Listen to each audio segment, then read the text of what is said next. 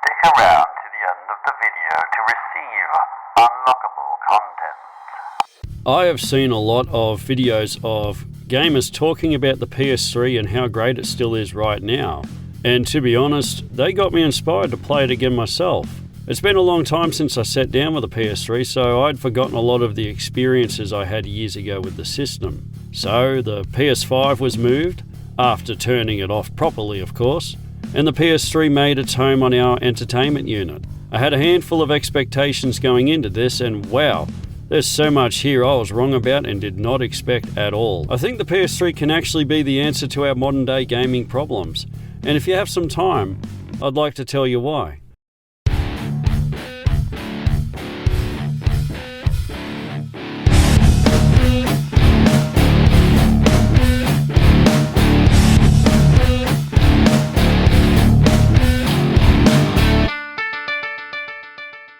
What is the best-selling fighting game on the PlayStation 3? Put your answers in the comment section. Going into this, I only had a few expectations. The first being that the console and the games are cheap. Yeah, it makes sense because we have the PlayStation 5, the Xbox Series X, or we can build these absolute Goliath rocket launching capable computers that can run Fortnite at 16K and 7,000 frames per second. Why would anyone want to buy an old console that has been superseded twice now? Well, I bought my PlayStation 3 for $50 Australian, which is actually on the cheaper side, but you should be able to pick one up here in excellent condition any day of the week for $70 to $100. Mine is a little scuffed up, but fortunately still works just fine. You can buy games in large bundles for next to nothing. I found these 3 advertisements on Facebook Marketplace in the space of a few minutes. You could probably get at least 100 hours of playtime for less than $50. If I paired my console with one of these bundles, I've spent $100 or less, and that's it. Now, the PlayStation 3 is a fairly old console, so I should address the obvious elephant in the room. It's actually a zebra. But yes, of course, I mean the graphics. With the PlayStation 3, we're going to experience games from, 2006 to 2016? And my second expectation going into this was I'd have to deal with a lot of aliasing and very sore eyeballs.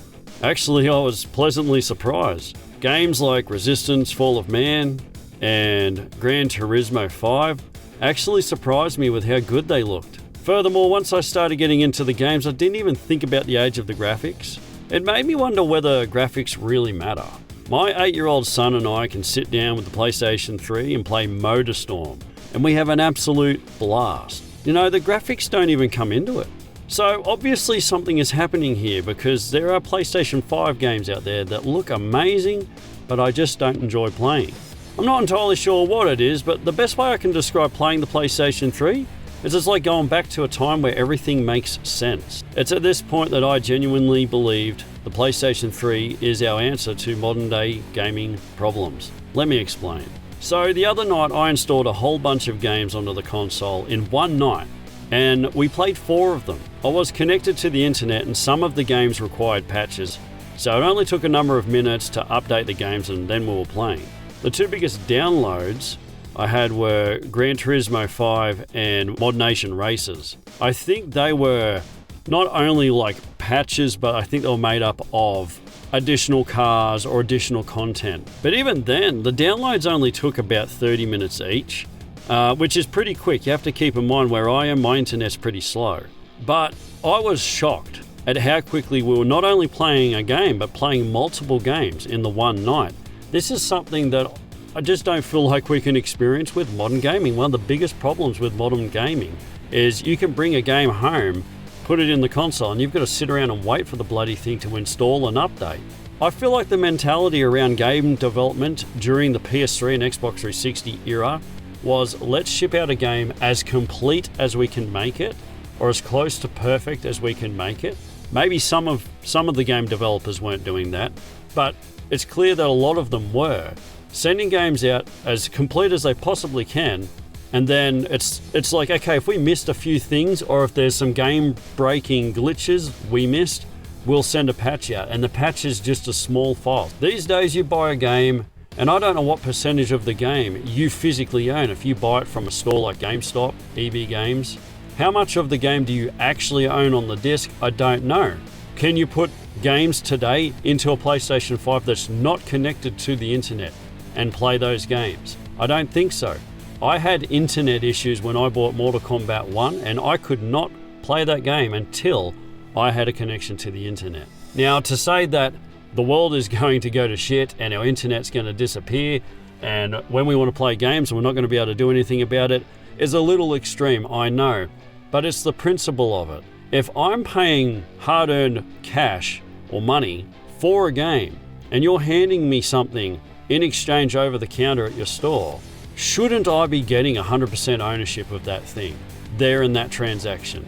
I mean, if I was a handyman and I was contracted to do some renovations on a person's house, and at the end of the period I quoted, it's about 3/4 of the way done, and then I said to them, look, over the next 12 months I'm going to come back in and fix it up, but you've got to pay me full price now. That is completely immoral. Don't you agree? So to try and get to the core of exactly what I experienced, the PlayStation 3, man, I had so much fun playing that. And check out the games that you can get only on the PlayStation 3, by the way. Look at these exclusives. As I mentioned before, Resistance Fall of Man, the MotorStorm series, Gran Turismo, Infamous, Ratchet and Clank. And another cool thing is, like I said, pricing on these things are quite low right now. So there are some collector's editions out there that are going for really cheap. Now is probably the best time, if it isn't already too late, to start collecting for the PlayStation 3. There will come a time when the PlayStation 3 goes from being, oh man, no one wants that, to everybody wants it. And if you've made the choice to collect now, you're going to save yourself so much money. But this still doesn't answer the question, how is the PlayStation 3 going to save modern gaming? Well, it's pretty simple. If what I've described here hasn't made you feel good about the PlayStation 3 like I do, then maybe you're not a gamer. But the answer is simple. How can we fix modern gaming with the PlayStation 3? Game developers and console manufacturers simply need to look back at the PlayStation 3 and remember exactly what people were getting for their money. Now, if a lot of us, and in my previous videos, it seems like there are people out there who are like, yeah, I'm going to boycott modern games because this is a joke. You wouldn't go to a car dealership and buy everything but the wheels.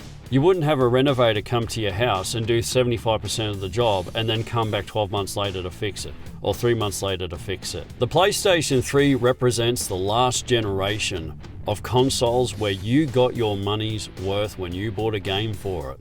Sure, there are some games that were shipped unfinished. A majority were shipped finished. A majority were shipped probably from the game developer's perspective as good as they could get it and as complete as they can get it. And I think having the ability to come back and just fix and tweak the little problems in the game is a great thing. It's definitely a benefit of modern gaming. And I will do a benefit of modern gaming video in the future, and sound off in the comments if that's something you want to hear me talk about. But using that advantage as a way to look after your customers is a much better way than using it as a means to finish your game and give people what they paid for who knows how long ago. Now, I'm sorry if I'm starting to get a little passionate, but I am personally, it's very important to me people get what they pay for and people get their value for what they're paid for. The cost of living has gone up.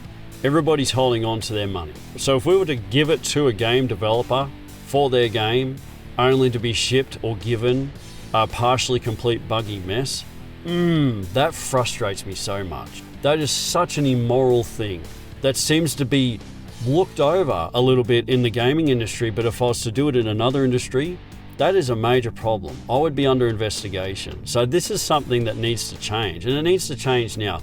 And the PS3, I think it's the perfect balance. You're getting games as complete as they can possibly be, and then you've got the internet connectivity and developers access to just fix the little problems, the game-breaking glitches that make a 10 out of 10 game a 9 out of 10 game. They fix those, they make it a 10 out of 10 game. That is, to me, the perfect use of internet connectivity and updates and patches. And then, of course, I'm all for game developers making a game that serves as a base for their content, and then they continue to update the content and add more things. If I put a game into the console and it comes up on the screen, do you want to update this game to receive all of the developer submitted content to date?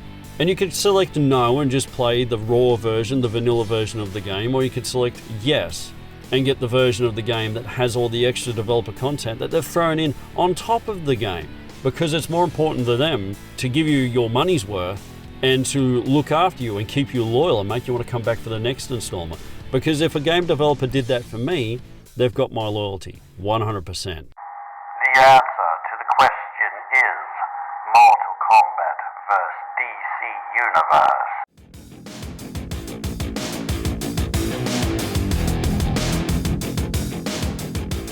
Thank you very much for watching my video. I hope you enjoyed the unlockable content. Hit subscribe if you want to hear from me again. Hit the like button if I did a good job here and you're enjoying the content. Put your feedback down in the comments down below.